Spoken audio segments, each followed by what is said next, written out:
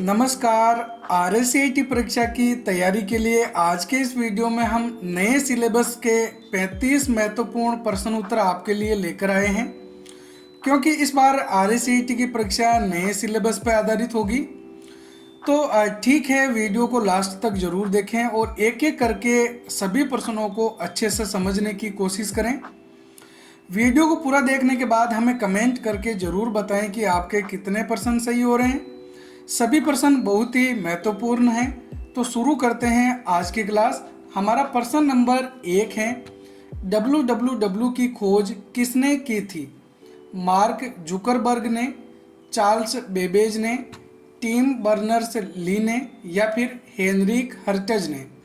तो सही उत्तर है इसमें सी, टिम बर्नर्स ली ने।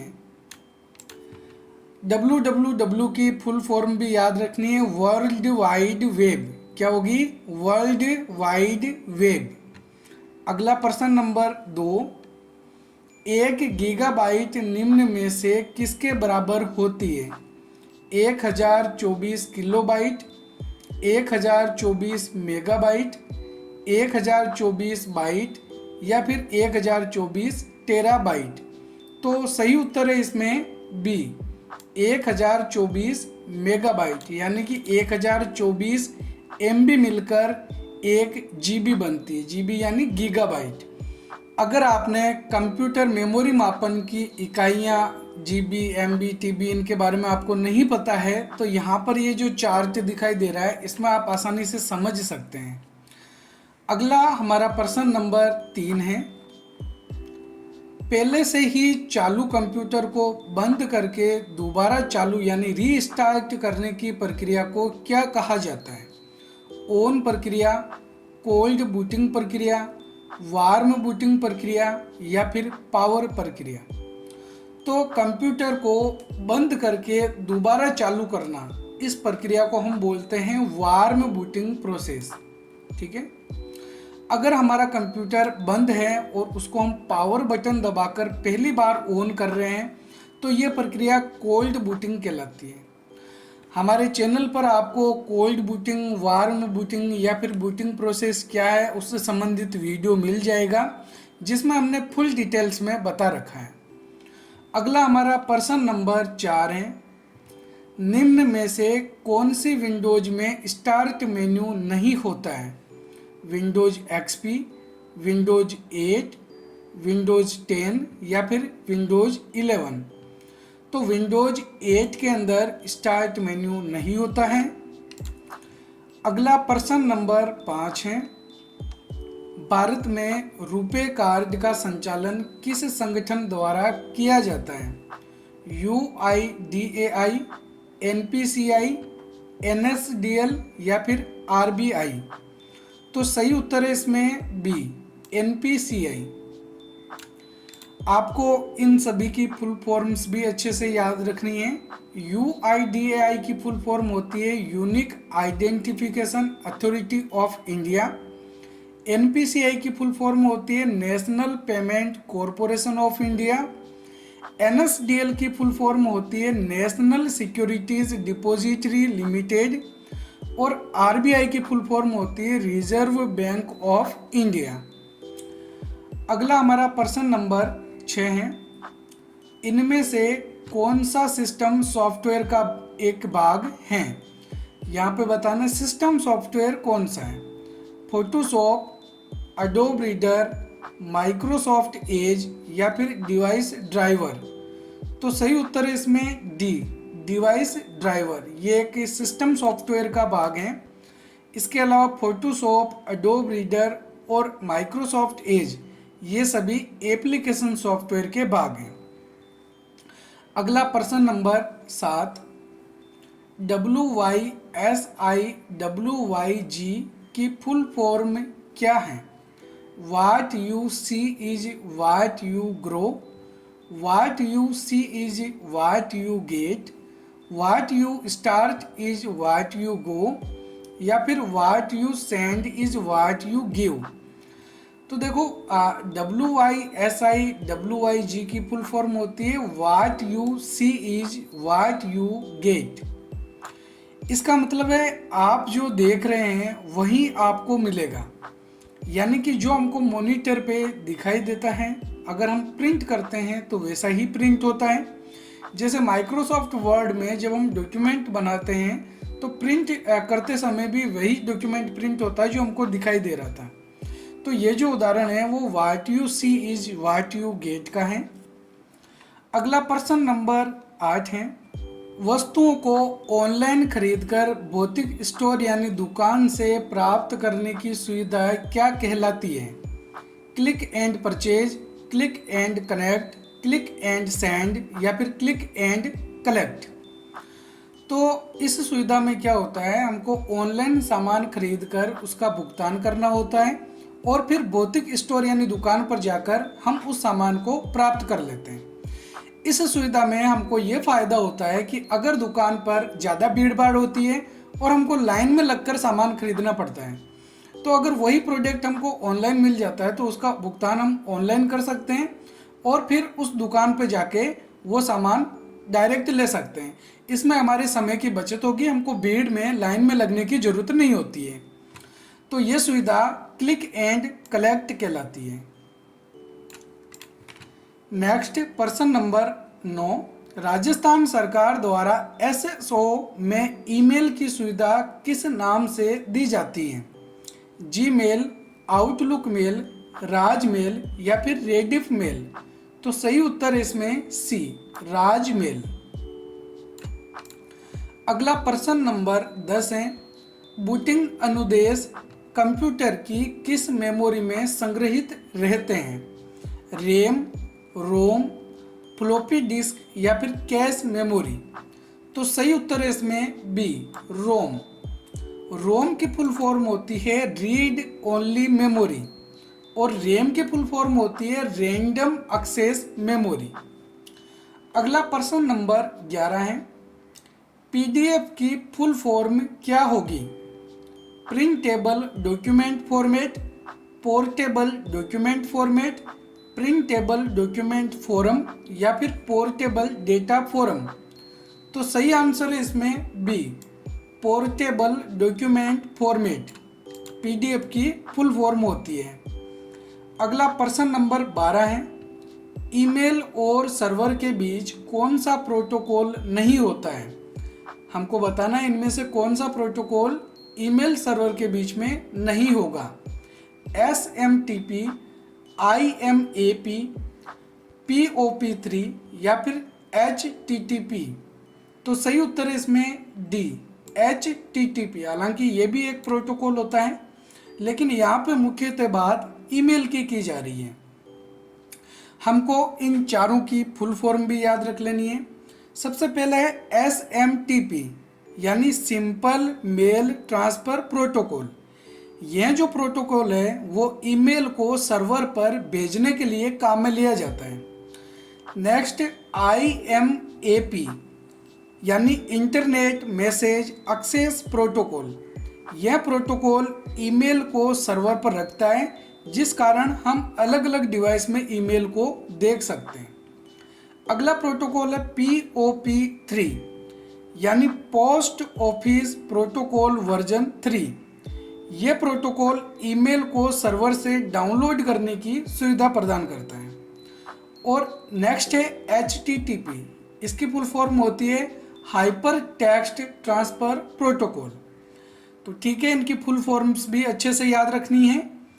अगला प्रश्न नंबर 13 है, किसी ब्राउज़र में हाल ही में देखी गई वेबसाइट या वेब पेजों को किसमें दर्शाया जाता है? हिस्ट्री, बुकमार्क, टास्क बार या फिर स्टेटस बार? तो सही उत्तर है इसमें ए, हिस्ट्री के अंदर।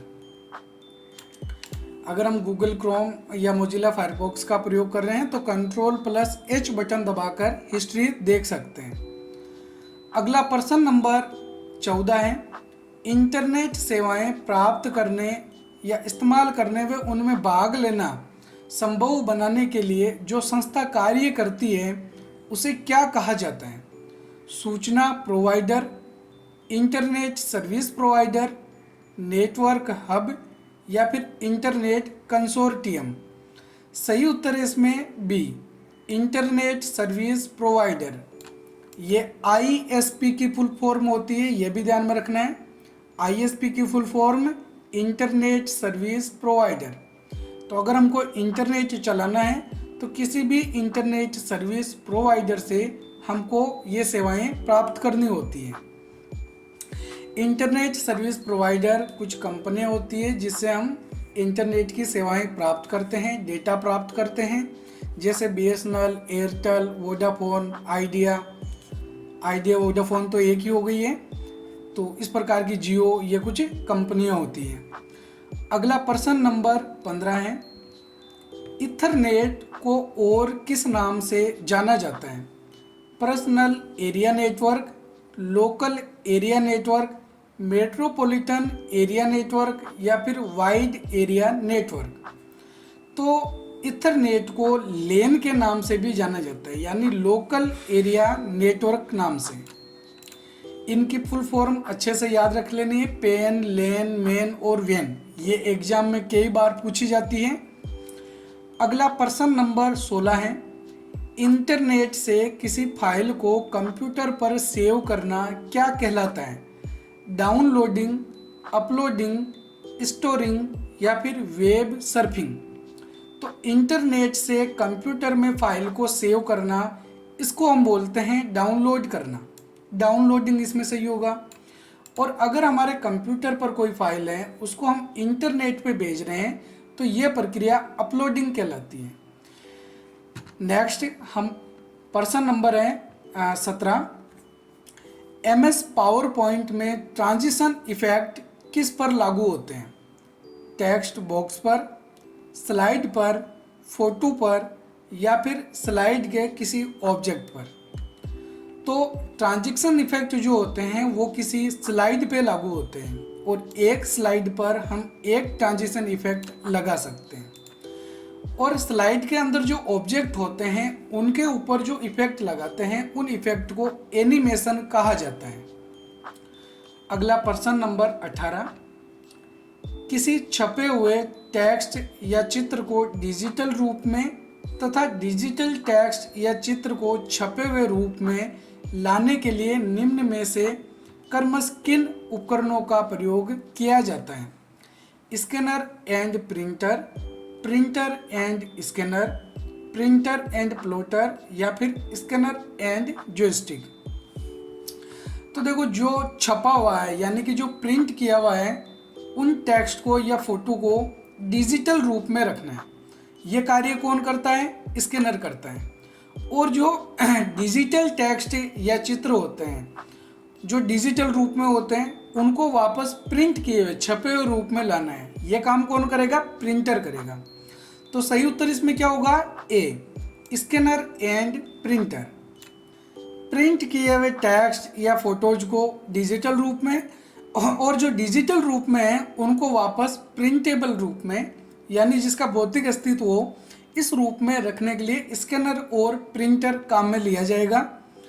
अगला प्रश्न नंबर 19 है, निम्न में से कौन सा कंप्यूटर एनालॉग कंप्यूटर और डिजिटल कंप्यूटर दोनों का कार्य कर सकता है?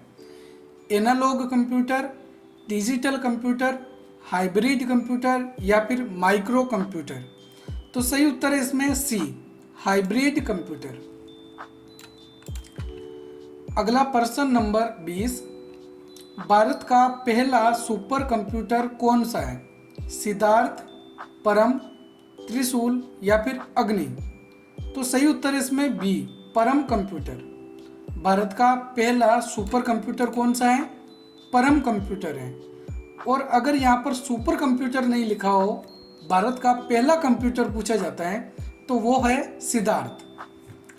अगला प्रश्न नंबर 21 है, नया पैन कार्ड बनाने के लिए कौन सा फॉर्म प्रयोग करते हैं? फॉर्म 6, फॉर्म 8, फॉर्म 26A या फिर फॉर्म 49A। तो सही उत्तर इसमें डी, फॉर्म 49A। अगला प्रश्न नंबर 22 है, निम्न में से कंप्यूटर की कौन सी विशेषता है? परिश्रम, बहुमुखी प्रतिभा, विश्वसनीयता या फिर उपरोक्त सभी। तो सही आंसर है इसमें डी, उपरोक्त सभी। ये सभी कंप्यूटर की विशेषताएं हैं। अगला प्रश्न नंबर 23 है, भारत में पासपोर्ट जारी करने के लिए कौन सी सरकारी संस्था जिम्मेदार होती है? विदेश मंत्रालय, पासपोर्ट सेवा केंद्र, UIDAI या फिर NSDL। तो सही उत्तर है इसमें ए, विदेश मंत्रालय। अगला प्रश्न नंबर 24 है, कंप्यूटर से USB फ्लैश ड्राइव को सुरक्षित रूप से हटाने की प्रक्रिया क्या कहलाती है? अनप्लगिंग, अटैचिंग, डिटैचिंग, इजेक्टिंग। तो सही आंसर होगा इसमें डी, इजेक्टिंग। इजेक्टिंग का मतलब है कोई भी USB ड्राइव, जैसे हमने पेन ड्राइव लगा रखा है तो उसको हम CPU से बाहर निकाल रहे हैं, उसको हटा रहे हैं। तो ये एक सुरक्षित प्रक्रिया है। अगला प्रश्न नंबर 25 है, CD DVD को बर्न करते समय फाइनलाइज विकल्प का प्रयोग किस लिए किया जाता है? डिस्क को अंतिम रूप देने के लिए, आगे लिखने के लिए, डिस्क को बंद करने के लिए, डिस्क के डेटा को मिटाने के लिए या फिर डिस्क स्पेस को बढ़ाने के लिए। तो इसमें सही उत्तर है बी, आगे लिखने के लिए, डिस्क को बंद करने के लिए। जब हम डिस्क को फाइनलाइज कर देते हैं उसके बाद उसमें हम कोई भी बदलाव नहीं कर सकते हैं, उसमें कोई डेटा एंटर नहीं कर पाएंगे। CD की फुल फॉर्म होती है कॉम्पैक्ट डिस्क और DVD की फुल फॉर्म होती है डिजिटल वर्सेटाइल डिस्क या फिर डिजिटल वीडियो डिस्क। अगला प्रश्न नंबर 26 है, WPS ऑफिस में WPS का अर्थ क्या है? Word power sheet, word processing software, word presentation system, writer presentation spreadsheet. तो सही उत्तर होगा इसमें डी, राइटर प्रेजेंटेशन स्प्रेडशीट। ये WPS ऑफिस में WPS का मतलब होता है। अगला प्रश्न नंबर 27 है, अनचाहे व्यावसायिक ईमेल को क्या कहा जाता है? स्पाईवेयर, मेलवेयर, स्पैम या फिर वायरस। तो ऐसे ईमेल जो हम प्राप्त करना नहीं चाहते हैं, ऐसे व्यावसायिक ईमेल को स्पैम कहा जाता है। अगला प्रश्न नंबर 28 है, माइक्रोसॉफ्ट पावर पॉइंट में डुप्लीकेट स्लाइड लेने के लिए किस शॉर्टकट का प्रयोग किया जाता है? Ctrl+M, Ctrl+T, Ctrl+C या फिर Ctrl+D। तो माइक्रोसॉफ्ट पावर पॉइंट में अगर हमको डुप्लीकेट स्लाइड लेना है, इसके लिए हम शॉर्टकट कुंजी काम में लेंगे Ctrl+D। और अगर हमको नई स्लाइड लेनी है तो उसके लिए हम काम में लेंगे Ctrl+M। तो यहाँ पे डुप्लीकेट स्लाइड का पूछा गया है, इसलिए Ctrl+D इसमें सही आंसर है।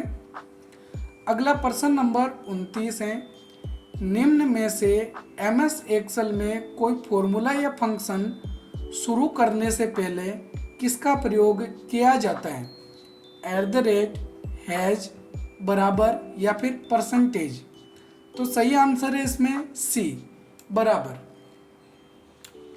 कोई भी फॉर्मूला फंक्शन यूज करना हो तो सबसे पहले हमको क्या करना पड़ेगा? बराबर लगाना पड़ेगा। अगला प्रश्न नंबर 30 है, रो और कॉलम का इंटरसेक्शन क्या कहलाता है? फील्ड, सेल, डेटा या फिर फॉर्मूला। तो रो जो होती है वो इस प्रकार से हॉरिजॉन्टल रूप में होती है और वर्टिकल रूप के अंदर कॉलम्स होते हैं।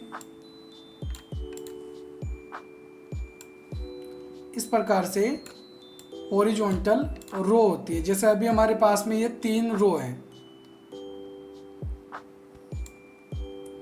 और इस प्रकार के ये कॉलम होते हैं। और रो कॉलम का जो प्रतिच्छेदन है उससे एक चौकोर बॉक्स बनता है।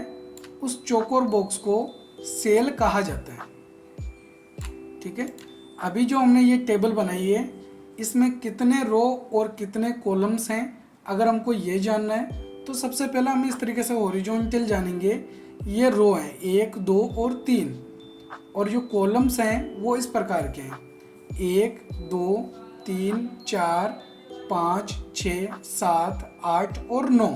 तो 9 कॉलम्स और 3 रो हैं। तो हमारे पास में टोटल सेल कितने हो गए? 9 × 3 यानी कि 27। तो 27 सेल है। तो सही आंसर इस क्वेश्चन का क्या होगा? सेल। बी इसमें सही आंसर है। रो और कॉलम के प्रतिच्छेदन से जो चौकोर बॉक्स बनता है वो सेल कहलाता है। अगला प्रश्न नंबर 31 है।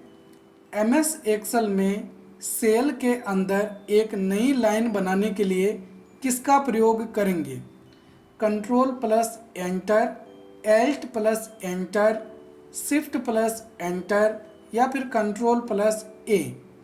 तो सही उत्तर है इसमें बी, Alt+Enter। अगला प्रश्न नंबर 32 है।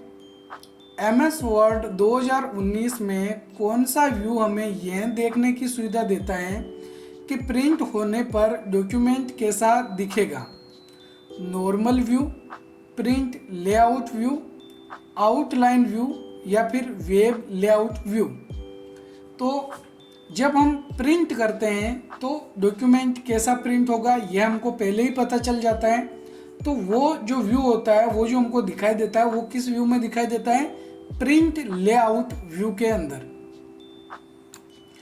इसके अलावा माइक्रोसॉफ्ट वर्ड के अंदर हम प्रिंट प्रीव्यू करके भी देख सकते हैं। प्रिंट प्रीव्यू करने की शॉर्टकट कुंजी होती है Ctrl+F2। ये भी याद रखना है, Ctrl+F2 के द्वारा हम प्रिंट प्रीव्यू करके देख सकते हैं। हालांकि प्रिंट लेआउट व्यू के अंदर हमको पेज वैसा ही दिखाई देता है जैसा प्रिंट होगा। अगला प्रश्न नंबर 33 है। MS वर्ड 2019 में डॉक्यूमेंट को सेव एज करने के लिए किस शॉर्टकट का प्रयोग किया जाता है? Ctrl+S, Ctrl+C, F12 या फिर Alt+Ctrl+S। सही उत्तर है इसमें C, F12 है। तो F12 कुंजी का प्रयोग किया जाता है सेव एज करने के लिए। सेव एज करने से क्या होगा? जो फाइल ऑलरेडी पहले से किसी नाम से सेव है उसको हम अलग नाम से या अलग जगह पर सेव करने के लिए सेव एज काम में लेते हैं। अगला प्रश्न नंबर 34 है। RTGS में पेमेंट ट्रांसफ़र कब होता है? घंटे भर में, दिन भर में, तुरंत और व्यक्तिगत रूप से या फिर साप्ताहिक? तो इसमें सही उत्तर होगा सी, तुरंत और व्यक्तिगत रूप से जो है वो RTGS का पेमेंट ट्रांसफ़र हो जाता है। RTGS की फुल फॉर्म भी याद रखनी है, रियल टाइम ग्रॉस सेटलमेंट। क्या होगी? Real time gross settlement. और RTGS का प्रयोग हम 2 लाख रुपए से ज़्यादा अगर हमको ट्रांसफ़र करना है तो उसके लिए करते हैं। अगला प्रश्न नंबर 35 है। ईमेल का मतलब क्या है? Electromechanical mail, electrical mail, electronic mail या फिर इलेक्ट्रॉनिक मैसेज मेल? तो सही उत्तर है इसमें सी, इलेक्ट्रॉनिक मेल। ईमेल की फुल फॉर्म होती है। जहाँ पे भी ज़्यादातर ई लिखा हुआ मिले उसका मतलब इलेक्ट्रॉनिक से ही लेना है। जैसे ईमेल में अपन ने इलेक्ट्रॉनिक मेल लिया है, वैसे ही अगर ई कॉमर्स आ जाए तो वहाँ पे हम क्या लेंगे? Electronic commerce. ई बुक हो गया तो इसका मतलब क्या लेंगे? Electronic book. तो ये थे आज के हमारे 35 महत्वपूर्ण प्रश्न उत्तर। आपको इस वीडियो में कितने प्रश्न उत्तर आपके सही हो रहे हैं ये हमको एक बार कमेंट करके ज़रूर बताएं। और इसी प्रकार के नए नए वीडियोज़ और आपको इस चैनल पर मिलते रहेंगे। तो वीडियो को लाइक और हमारे चैनल को सब्सक्राइब ज़रूर करें। हम मिलेंगे एक और नई वीडियो में, तब तक के लिए जय हिंद, जय भारत।